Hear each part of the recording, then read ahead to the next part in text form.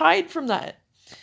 But I have, at least tried to make amends with everybody. Keyword tried. Um, and those that have been accepting of it, I'm pretty sure can attest to the fact that I'm not actually as horrible a person as they once thought, or as I once was. And those that haven't taken the time would rather just still see me as what I used to be. And cool. Because they obviously don't know me. The ones that claim to know me that say such horrible things about me, obviously you don't know me. Or obviously you know what I used to be, or the person I used to be. Yes, I used to be a horrible person. Yes, I used to be an imperfect person. Still am. But I've come around a lot in the past, has it been like 10 years? Like, there's so much growth in my past 10 years that it would amaze even, like, people that don't know me.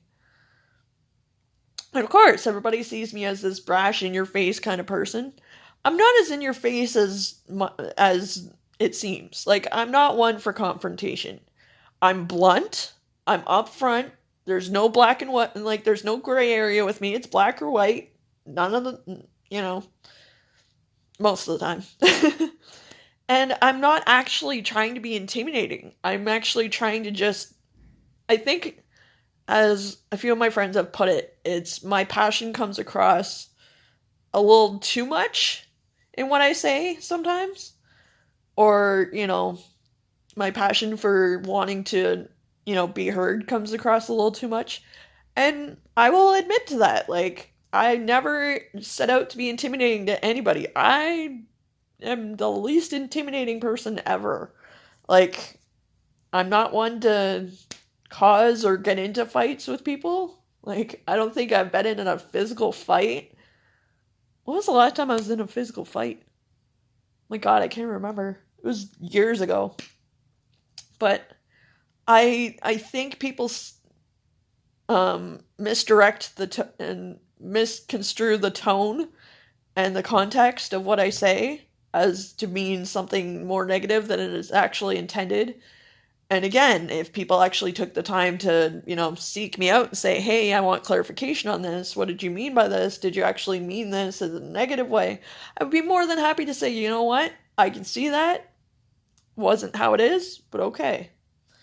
And I will happily sit down and chat it out with people. But unfortunately, I don't get that luxury with a lot of people, which is fine. I can totally see how I could be off-putting to some people. That's cool.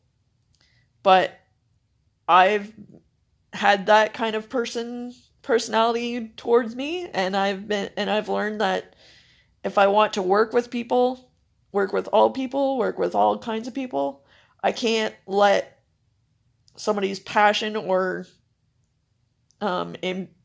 assumed intimidation of affect how I treat them down the road. Like, yeah, I have some abrasive people in my life. I have some pretty upfront, blunt, in your face kind of personalities in my own life.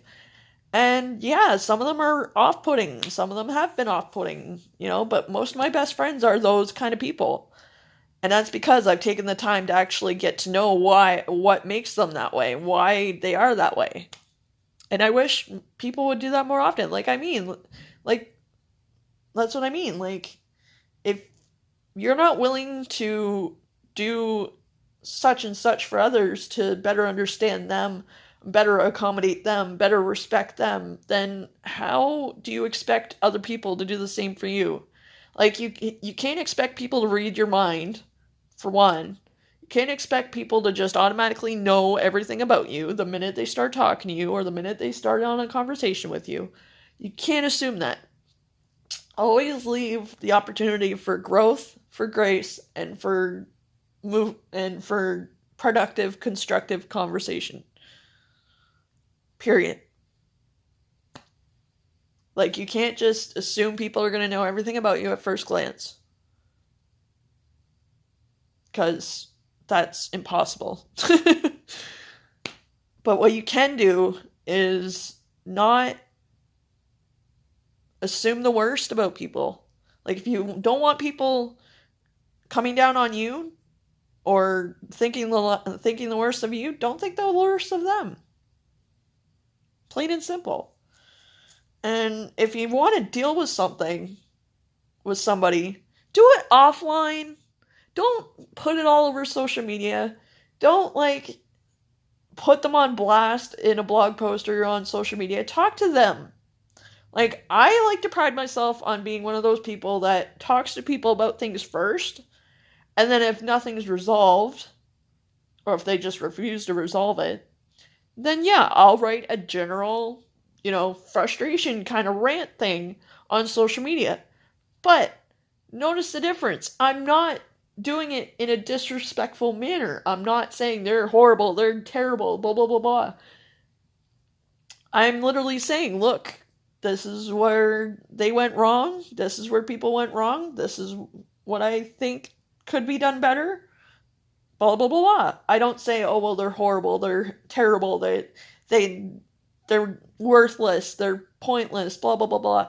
I don't do that. Like, I try and be as constructive in my criticism of somebody as I possibly can, because that still allows for them to learn, allows for them to grow. And I would much rather allow opportunities for people to learn and grow than endorse or encourage them to stay stuck. And being negative towards people and being disrespectful towards people encourages them to stay stuck because it doesn't inspire them to be any better. And I know that, having been not only myself, but I've seen so many people around me be in like the shittiest of situations where like you feel like the entire world is beating you down, like you can't, like you're no good, you're not worthy of anything, and to consistently have society tell you that on top of that, like, it doesn't inspire you to change. That's why I hate about society nowadays. Like, people want issues to be, eradicated, but they're not willing to do anything productive or constructive about it. They're just like, oh, well, I'm just going to keep being the negative Nelly that I always am. Oh, I don't want panhandlers on the street, so but rather than helping the issue, I'm just going to keep being a rude ass mofo to them every chance I get.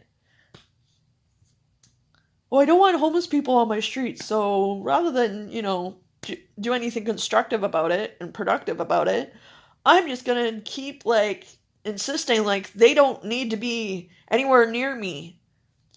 Like, not in my backyard. NIMBYism is the worst case of that. Like, people that have NIMBY mentalities drive me nuts. I can't stand people who have, like, the NIMBY mindset, which is not in my backyard. Like, people that expect change, but don't expect to be part of it. That's not how change happens. Change happens when people work together towards it. Not when one person does it and the other people don't do anything. No. Positive change in all aspects in any issue requires correlation, partnership, and constructive change. Period.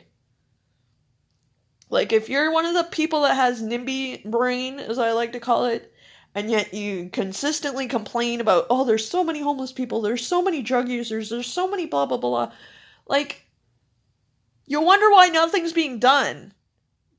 Because you're not being a part of it. You are dismissing the issue rather than being a part of changing it or eradicating it. You know what I mean? Like, people that complain because there's so many addicts around, or people that suffer from drug abuse. Like, how is you sitting behind a keyboard complaining about it going to do anything to change it? No. And in fact, it's actually going to keep making things worse, because how are people that are, struggling with drug use, struggling with mental health, struggling with anything, going to want any better for themselves if society and people around them think of them as such horrible, scummy people. Newsflash, it's not. Like, they're not going to feel any better about themselves if the one message they see 9 times out of 10 is, we don't want you around because you're a worthless piece of scum and you're trouble and you're blah blah blah, and, you know, zero regard for your own humanity or dignity or integrity. Like my serve shirt says, make change, be changed. And again, I used to be one of those NIMBY people. I did.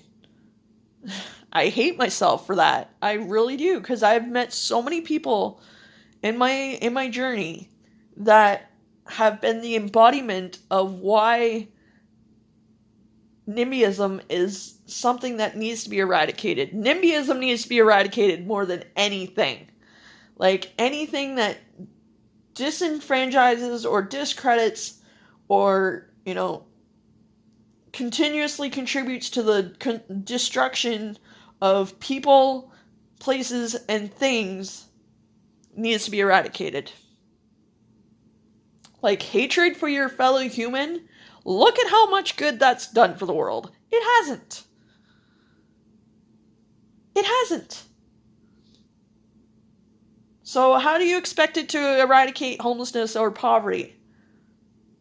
If more people around society think so less of them. Perhaps if the entire society brought them up and gave them a hand up rather than a hand out, and actually, you know, believed the best for them, perhaps then we would see things change. But God forbid that were to happen. Anyways, this has gone on way too long. Again, anything you guys want me to talk about, anything you guys want me, any ideas you guys have for content, leave them down below. Or just reach out to me on social media. Not hard to find. Alright, peeps. Love ya. Bye.